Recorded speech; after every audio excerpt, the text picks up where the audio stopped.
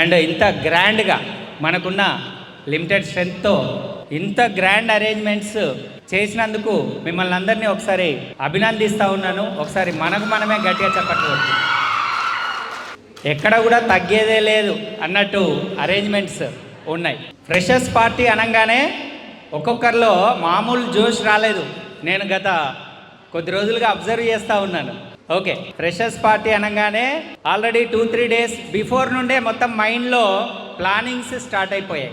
ఏం సాంగ్కి డ్యాన్స్ చేయాలి, అర్థమైందా, ఏ కాస్ట్యూమ్ వేసుకోవాలి, ఇవన్నీ కూడా షాపింగ్లు కానీ ఏదైనా కూడా. అఫ్ కోర్స్ అది చేయడం తప్పని నేను చెప్పట్లేదు. సేమ్ అదే మోటో మనకి ఎగ్జామ్స్ విషయంలో కూడా చూపించాలి. సేమ్ అదే వే ఆఫ్ థింకింగ్ ఎగ్జామ్స్ విషయంలో. ఎందుకంటే ఈ రోజుల్లో 2020 క్రికెట్ ఎప్పుడైతే వచ్చిందో మా రోజులలో టెస్ట్ క్రికెట్ కి చాలా ఫేమస్. టెస్ట్ క్రికెట్ అంటే టెస్ట్ క్రికెట్ ని ఎగ్జామ్స్ టైంలో టెస్ట్ బ్యాటింగ్ అనేవాళ్ళం. ఎరా ఇది test batting one day batting.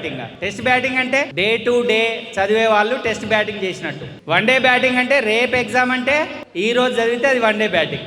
ఇక ఇప్పుడు 2020కి ఎక్కువ అభిమానులు ఫ్యాన్స్ ఎక్కువ ఉన్నారు కాబట్టి 2020 అంటే ఏంటి, ఈ రోజు ఎగ్జామ్ అంటే ఈరోజు మార్నింగ్ లేచి చదవడం. సో దానివల్ల ఏమైంది, మనం అనుకున్నంత పర్ఫార్మెన్స్ రావట్లేదు ఎగ్జామ్స్లో. అవునా కాదా? ఇది మీరు కూడా ఒప్పుకోవాల్సిన విషయం. మీరు చేస్తుంది అది తప్ప రైట్ అనేది పక్కకు పెట్టేస్తే నిజాయితీగా ఒప్పుకోవాల్సిన విషయం ఏంటి అంటే మీలో చాలామంది అలాగే చేయడం వల్ల ఆ మార్క్స్ అనేవి ఆ విధంగానే వస్తున్నాయి. ఓకే, కాబట్టి మనము ఎక్స్ట్రా కరిక్యులర్ యాక్టివిటీస్కి ఎంత ప్రిఫరెన్స్ ఇస్తామో ఇప్పుడు ఈ ప్రోగ్రామ్ వల్ల నాకు తెలిసి ఈ రోజు ఒక్కరోజు ఎంజాయ్ చేస్తాం మనం. That means this is the temporary mind relief. ఇది మనకు పర్మనెంట్గా ఉంటుందా? పర్మనెంట్గా ఉంటుంది. ఎప్పుడు ఉంటుంది? ఈ రిలీఫ్ని మీరు స్టడీస్ని కూడా సేమ్ అదే కాన్సెప్ట్తో ఆలోచిస్తే సేమ్ కాన్సెప్ట్ అంటే ఇంకా మళ్ళీ మీకు స్ట్రెస్ అనేది ఉండదన్నమాట.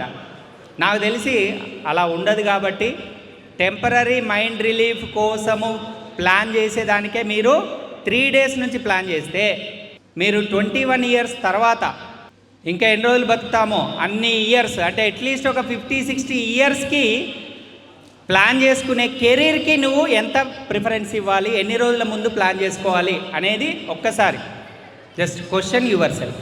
అదొక పాయింట్.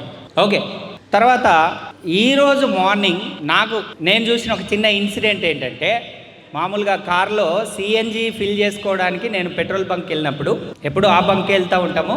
ఆ సిఎన్జి ఫిల్ చేసిన తర్వాత కొన్ని బంకులలో ఓ 10 రూపీస్ ఎక్స్ట్రా తీసుకుంటున్నారు. అక్కడ అయినా బిల్ కంటే 10 రూపీస్ ఎక్స్ట్రా తీసుకుంటున్నారు.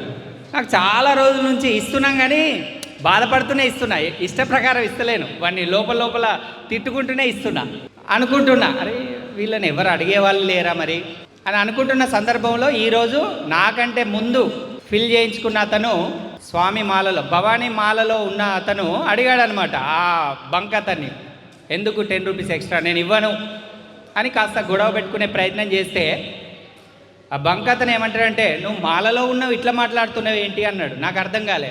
మాలలో ఉంటే న్యాయం గురించి మాట్లాడకూడదా అనేది నాకు అనిపించింది అనమాట. అంటే జనాల బిహేవియర్ ఎలా ఉంది, అవుట్ సైడ్ జనాల బిహేవియర్ ఎలా ఉంది, వాళ్ళు మాట్లాడే విధానం ఎలా ఉంది, ఒకదానికొకటి లాజిక్ లేకుండా ఉంది. అఫ్ కోర్స్ వీళ్ళు కలెక్ట్ చేయొచ్చు.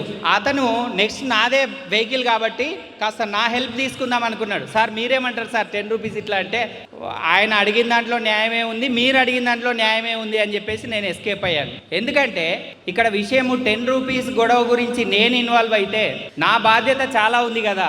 2 క్యాంపస్లలో నాకు ఒక 700 స్టూడెంట్స్ ఉన్నారు.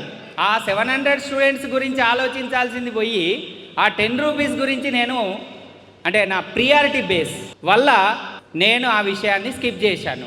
బట్ మైండ్లో మాత్రము నేను ఎప్పుడు తిట్టుకుంటూనే ఉన్నాను. అది తప్పు అనే విషయము నాకు తెలుసు, అట్లా వసూలు చేయడం తప్పు అనే విషయం నాకు తెలుసు.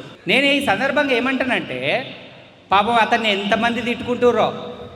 నాలాగా మైండ్లో తిట్టుకునే వాళ్ళు ఉన్నారు, ఆ 10 రూపీస్ ఎక్స్ట్రా తీసుకున్నందుకు కొందరు ఇట్లా ఓపెన్గా గొడవ పెట్టుకునే వాళ్ళు కూడా ఉన్నారు.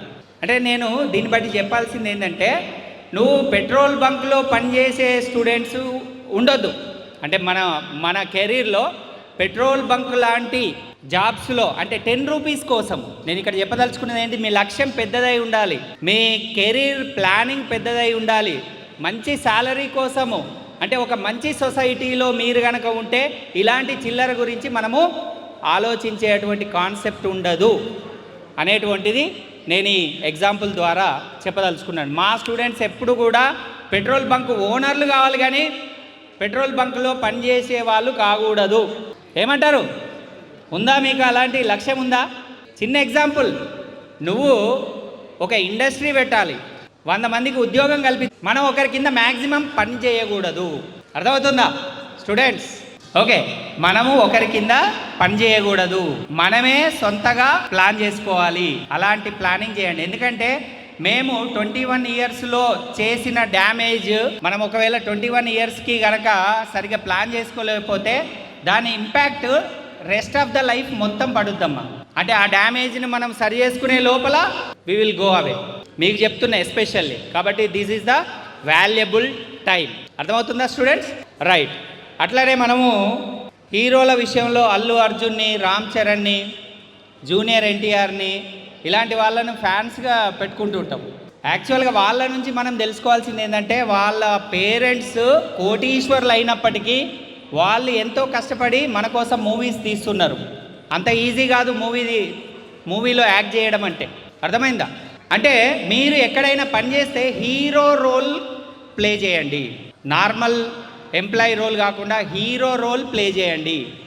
అలాంటి కెరీర్ని ప్లాన్ చేసుకోండి అని ఈ సభాముఖంగా మీకు తెలియజేస్తూ వన్స్ అగైన్ మీ ఫ్రెషర్స్ పార్టీకి మమ్మల్ని అందరినీ ఆహ్వానించినందుకు అందరి తరపున మీకు ధన్యవాదాలు తెలియజేస్తూ నా ఈ స్పీచ్ని ముగిస్తున్నాను.